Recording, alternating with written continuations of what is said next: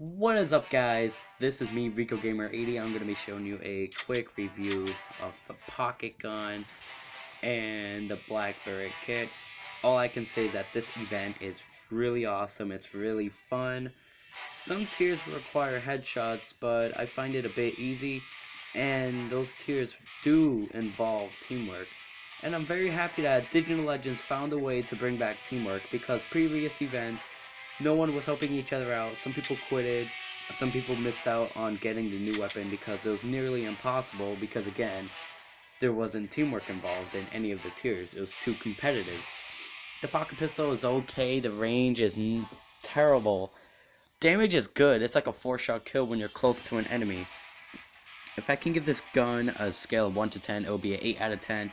Why? It's way better than a DV carbine.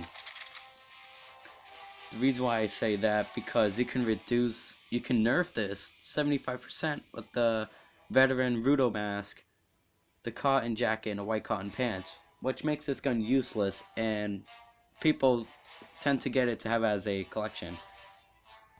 Weapon is kind of trash. I'm sorry about that, guys.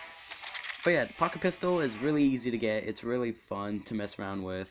Some people out there in multiplayer are really nice enough to go really close to you so you can get easy headshots. I like the idea of them doing that. It's really nice of them.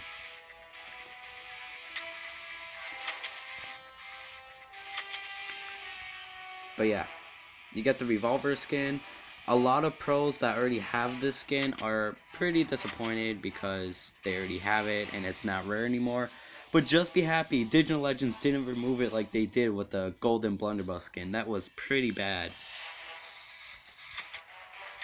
But I do like the animation of when you equip the silver wolf. It is just so cool. Look at that. And he just cleans it off afterwards. But yeah, the black beret kit comes with the silver wolf, which is a 2-shot kill.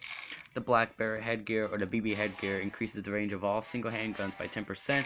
The BB jacket increases the rate of fire for single handguns by 25%. BB pants reduces 25% of the damage received by trap metals. You can 100% nerf an item in this event, which is the metal traps.